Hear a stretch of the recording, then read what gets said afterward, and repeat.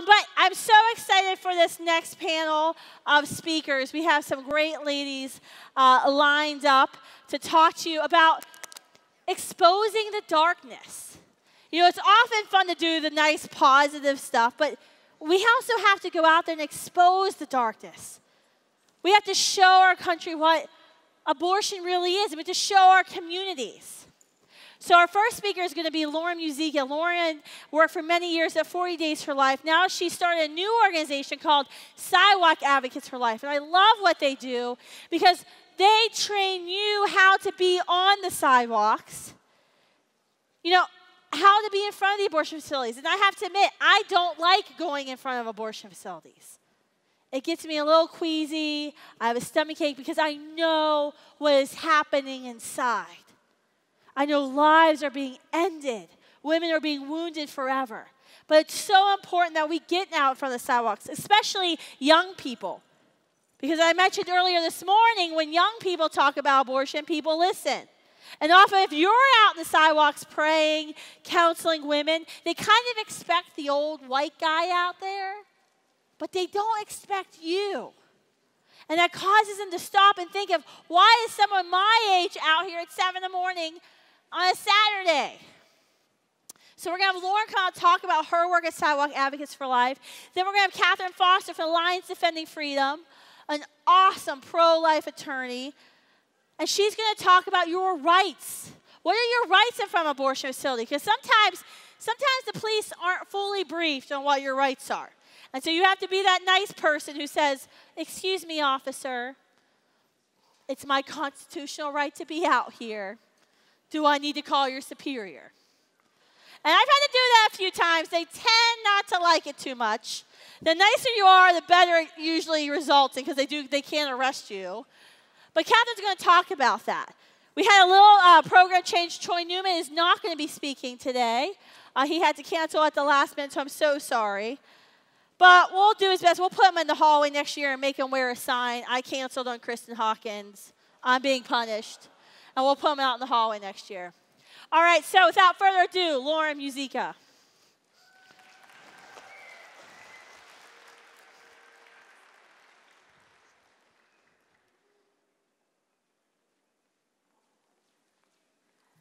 All right, well, where I come from, this is how we start. Repeat after me. Howdy. Howdy. Any Texans in the house? All right. Well, today we are all friends. My name is Lauren Muzica. I serve as Executive Director of Sidewalk Advocates for Life. We're a brand new national sidewalk counseling organization that started just this past spring. And as of just this past week, we now have 51 locations, 48 in the United States, 1 in Canada, 1 in Romania, and 1 in Australia. And since we began last April, we figured out that 1 to 2 children are being saved every day through peaceful outreach in front of the abortion facility. And what that, yes, let's give God a hand on that, right? Woo! What that means is 371 children have been spared, including this morning, I got a text from Pensacola, Florida. A pair of twins were saved, and there was another save in Albuquerque, New Mexico. Isn't that awesome? And I share this not to play the numbers game, but I share this because the message is peaceful sidewalk counseling gets results. And the greatest crossroads of life and death is that sidewalk in front of your local abortion facility. And if we want to see abortion end, you and I have to be there for these women. So at this time, I want to go ahead and show you, from the point of view of a woman who chose life, a beautiful story. A woman that I sidewalk counseled about 8 years ago, and then just the beautiful result that came from that. So this is Lizanne's story, and then I'll finish up with some thoughts afterwards.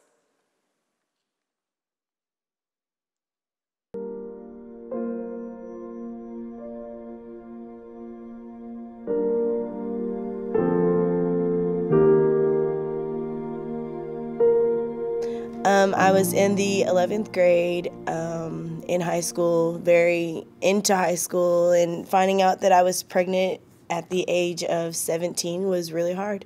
I mean, I didn't tell my mom for about a good 3 weeks because I was scared. I mean, you know, I was still in high school. I mean, I had everything going for myself, and I felt like, you know, having a baby at that time, that's going to ruin everything. I didn't know. I was terrified to tell anyone anything. So, I mean, her first instinct was like, you're too young to have a baby. You know, we can't afford it. It was me, my two brothers, and her by herself trying to make ends meet. And so my first option was, an abortion.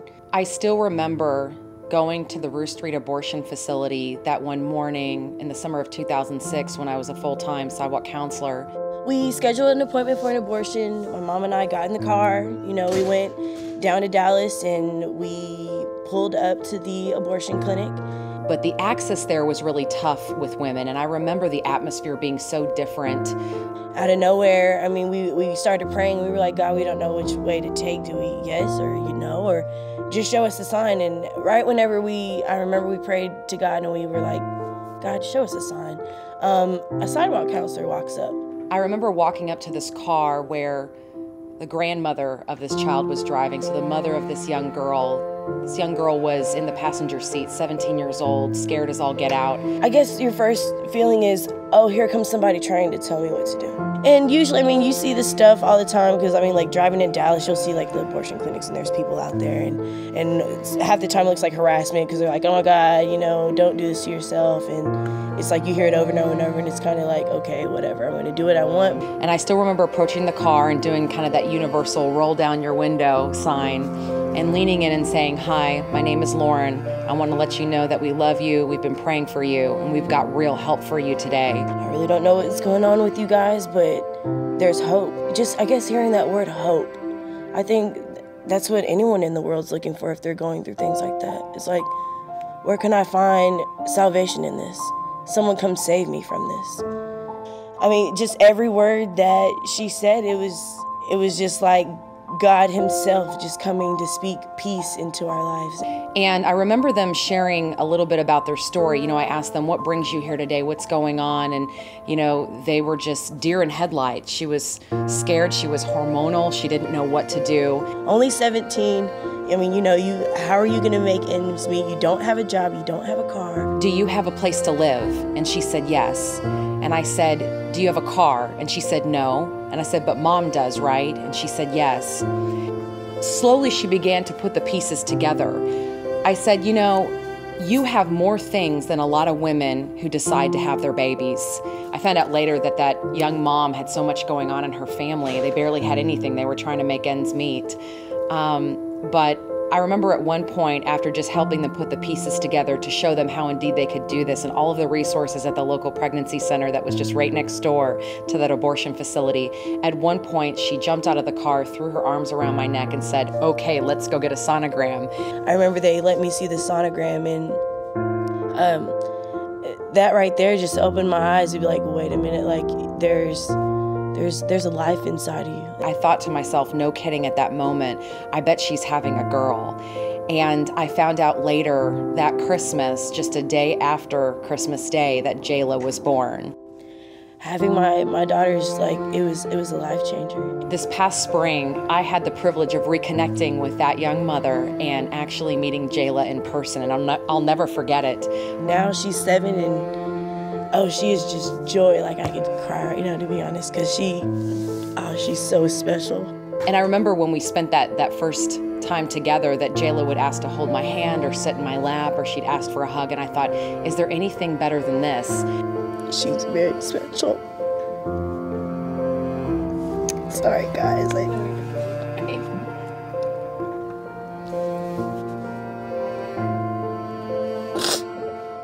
I just don't know what I'd do without her, because she's perfect. This little girl had come so close to becoming a statistic.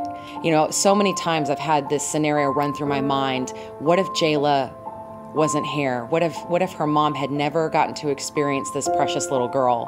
God, if I was to, like, just the thought of abortion is just like crazy. Like, why would you ever think to do that to anything, to anyone? I realized then that every sacrifice I had made that summer to be out on the sidewalk was worth it. She's perfect. Like, she's so well behaved, and She's like everything. Like, even teachers say the same thing. They're like, if I have a kid, I want a kid to be just like Jayla because she's so smart and helpful, and she's not your average 7-year-old. Like, she's the perfect kid. You know, one thing that Lizanne shared with me later is that if a sidewalk counselor had approached her and had been angry, was there to shove signs in her face, yell at her, condemn her to hell, or tell her she didn't know what she was doing and, you know, she was a murderer or whatever it may have been, that she would have actually run directly into that abortion facility. Then I believe I would have aborted her. And that would have been something that I just would have regretted. Like, I don't see how you can do that. So it just made such an impression upon me to hear that later from her, that the reason that her little girl is here today is because a sidewalk counselor was loving and peaceful and gentle and willing to love her into a different place.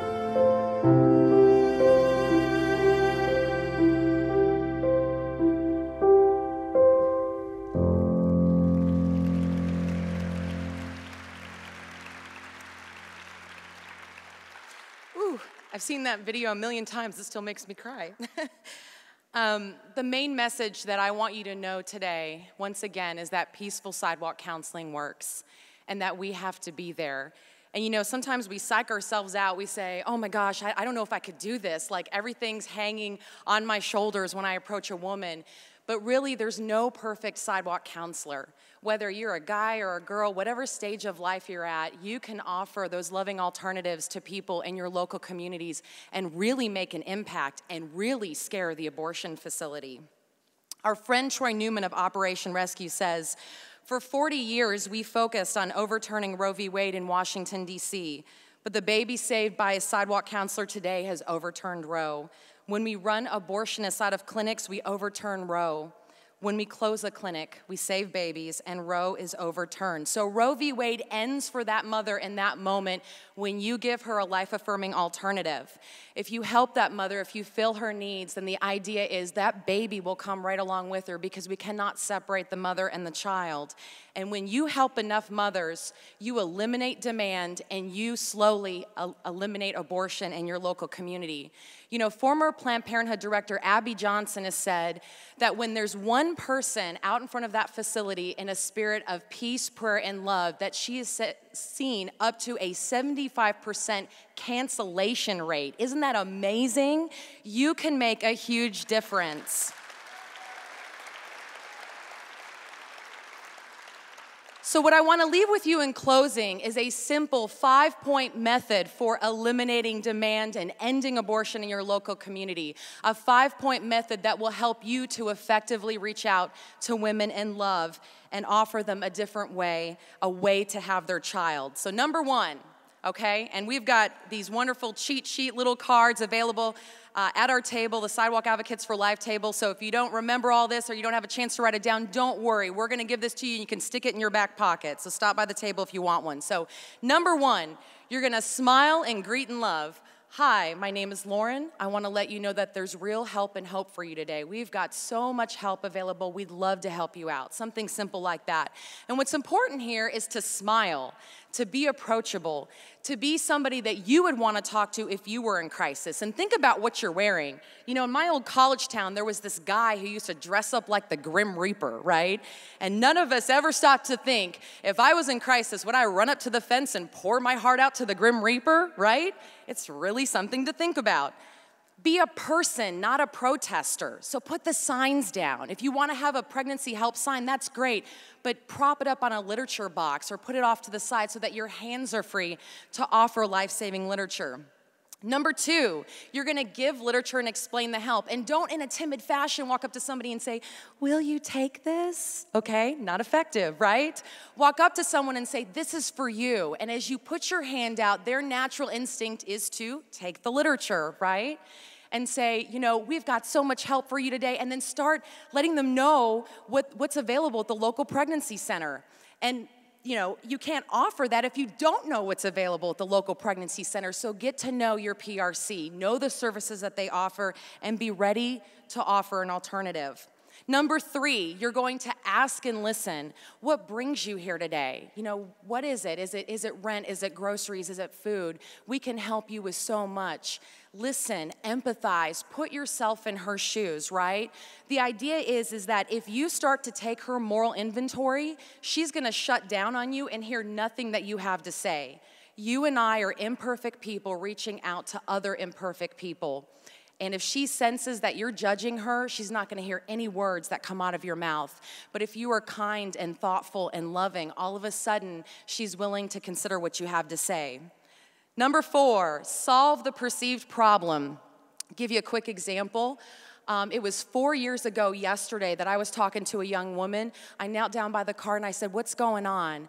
And she said, "I'm a senior in high school." And I'm thinking, okay, it's January, it's the anniversary of Roe, right? And I said, "So you graduate in May, right?" And she said, "Yes." And I said, "Well, what do you want to do after high school?" And she said, "Well, I want to go to college." And again, I'm putting all the pieces together. And I thought, okay, life-affirming alternative, right? And I said, well, it sounds like what we need to do is help you to find good childcare so you can continue with your plans and still have your baby. And then the floodgates opened, she began to cry, and she said, "Okay, I'll go to the pregnancy center," you know? She just wanted someone to tell her that it was possible. So again, once you hear what the issue or issues are that brought her to the abortion facility, then offer her the life-affirming alternatives that are available to her. And then number 5, you're going to empower her to leave. Never end a conversation without inviting her to the pregnancy center where they can do ongoing crisis management.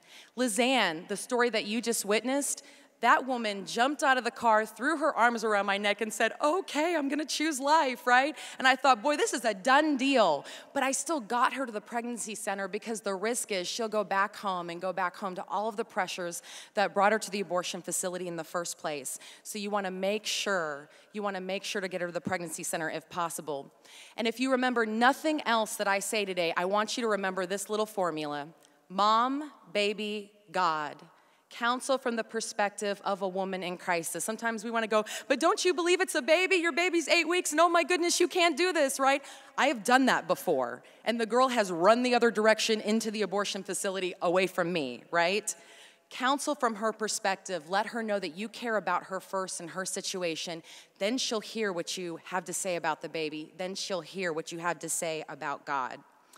Once again, Sidewalk Advocates for Life, a brand new national peaceful sidewalk counseling organization. If we can be a blessing to you, if you want to start a location, if you have any questions, just let us know. We're glad to be there for you. But get out there, make a difference. It really does make a difference, and know that we're cheering you on from the sidelines. So thank you. Hi, everyone.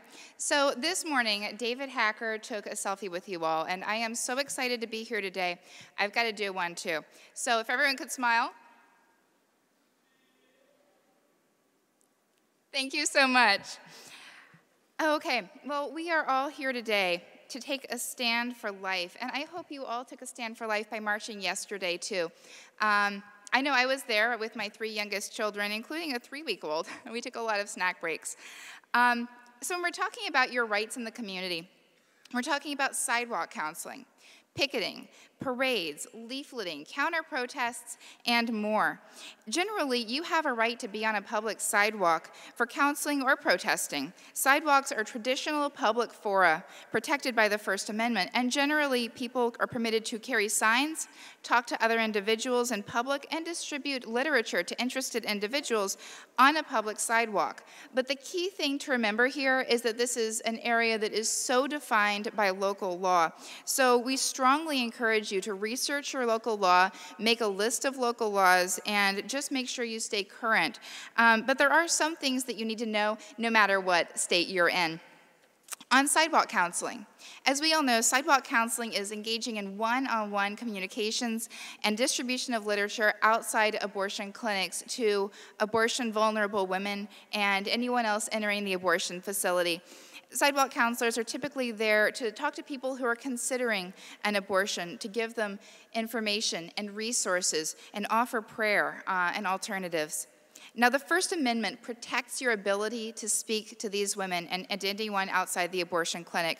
It is very difficult for the government to restrict speech in these areas because they are, as I said, traditional public fora. And last year, this was affirmed again by the U.S. Supreme Court in McClellan v. Coakley, which held that Massachusetts could not maintain a statewide buffer zone outside of abortion clinics because it restricted the free speech of peaceful sidewalk counselors. But here, especially, you've got to know your local laws.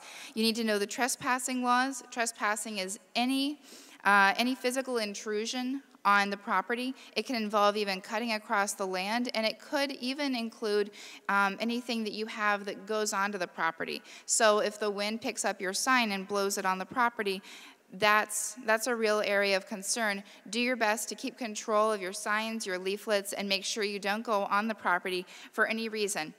Don't expect them to forgive your trespasses, right? Thank you. Residential picketing laws, you've got to be aware of those. Noise ordinances, buffer or bubble zone, whether it's a fixed or a moving bubble zone, that would be around a moving object like a car or a person. You need to be aware of those restricting your movement and your and any activity outside of the abortion clinic or healthcare facilities. And also assault, harassment, and disturbing the peace, disorderly conduct laws. So again, keep a reference sheet of these laws in your sidewalk counseling supplies. You need to also be aware of libel and slander laws. It doesn't usually come up in the sidewalk counseling context, but still be aware of those. In short, it's basically talking about defamation. When we're talking about the libel and the slander, you have to put yourself in their shoes to ask whether that would be defamatory. But in general, truth is a defense. So you're generally fairly safe there, but you definitely need to be aware of it. Federally, there is the Freedom of Access to Clinic Entrances, or FACE Act. This federal law prohibits a person by force or threat of force or by physical obstruction intentionally injuring, intimidating, or interfering with any person because they are obtaining or trying to obtain reproductive health services. So you can't interfere with someone trying to go into the clinic. That includes intimidation, physical obstruction, any type of interference. So don't block someone's access, don't bar the door, don't trespass, commit or threaten to commit any act of violence. A lot of this is fairly straightforward, but it's very, very important to know because FACE violations can lead to jail time of up to a year or more, plus fines, and the person who is interfered with can also sue you as well. But FACE does exempt any expressive conduct, including peaceful picketing or other peaceful demonstration protected by the First Amendment. So if you're just engaging in peaceful expression, using not force, no threats of violence, no physical obstruction, then you are not violating FACE. You do need to be aware, though, that some states have their own FACE laws. So again, the refrain, check your local laws. Of course, know the physical limits of the area. Don't become confrontational when you're doing sidewalk counseling.